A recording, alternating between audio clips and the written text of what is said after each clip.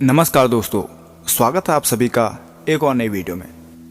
दोस्तों, कई बार हम सोचते हैं ना कि हमारी किस्मत इतनी खराब क्यों है, क्यों भगवान हमारा साथ नहीं देते।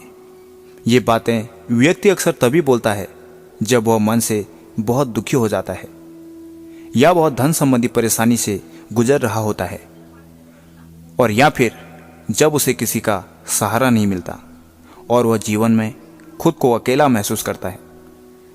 ऐसे में हम खुद की किस्मत को कोसते हैं और भगवान से नाराज हो जाते हैं। हम सोचते हैं कि हम तो हमेशा पूजा पाठ करते हैं, भक्ति में ध्यान लगाए रहते हैं, किसी का बुरा नहीं करते, हमेशा अच्छे कर्म करते हैं, फिर भी हमारे साथ बुरा क्यों होता है।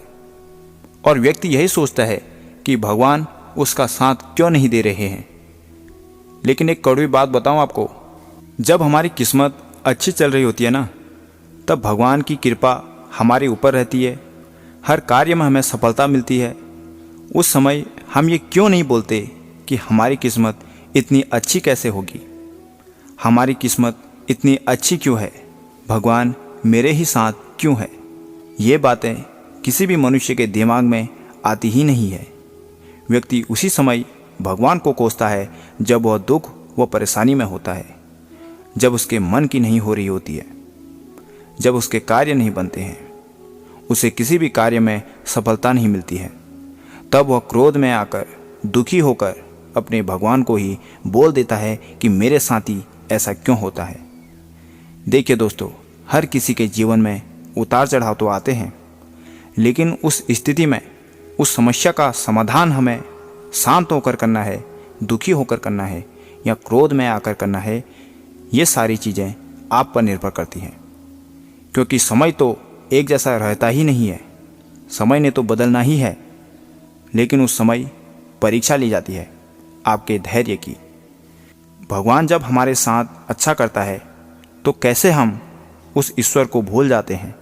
उस समय क्यों हम अपने ईश्वर का आभार व्यक्त नहीं करते हैं।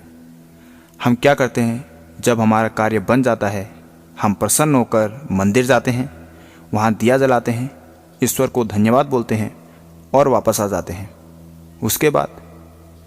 उसके बाद हम अपने ईश्वर को भूल जाते हैं। हम अपनी सफलता में इतने खुश हो जाते हैं, हम इतने खो जाते हैं कि ईश्वर को बारंबार स्मरण करना तथा उनका धन्यवाद करना भूल जाते हैं, उनकी गाथा गाना भूल जाते हैं। लेकिन जब हम परेशानी में होते हैं, दुखी होते हैं, तो हर समय यही सोचते हैं कि प्रभु मेरे साथी बुरा क्यों करते हैं। बारंबार हम उनको कोसते हैं। हर समय ऐसे में हम अपने भगवान के लिए हाथ जोड़े खड़े रहते हैं। आपको ये बात समझनी चाहिए कि यह पूर्णतः हमारे कर्मों की देन है। इसके लिए ईश्वर को कोसने की ज़रूरत ही नहीं है। अपनी किस्मत को कभी नहीं कोसना चाहिए। कहते हैं कि बार बार यदि हम किसी चीज़ को कोसते हैं, चाहे वह हमारी किस्मत हो या फिर भगवान, उतनी ही वह चीज़ हमसे रूठने लगती है और हमसे दूर चली जाती है। और कहीं ना कहीं ईश्वर भी आपसे नाराज़ हो जाता है कि मेरा भक्त जिससे मैं इतना प्रेम करता हूँ, वह मेरे साथ ऐसा क्यों कर रहा है।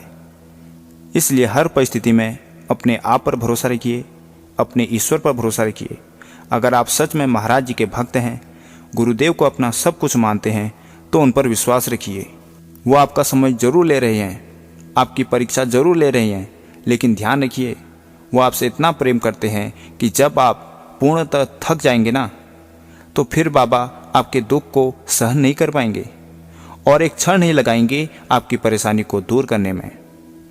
आप बस धैर्य रखिए, सकारात्मक सोचें और चिंता में समय व्यर्थ ना करें, बल्कि उस समस्या के समाधान के लिए शांत होकर चिंतन करें और बाबा पर विश्वास रखें। उनको कोसना बंद कर दें। आप क्या सोचते हैं बाबा आपकी नहीं सुनते हैं? बाबा सबकी सुनते हैं। अगर नहीं सुनते ना, तो आप बाबा के साथ कभी जुड़ ही नहीं पाते।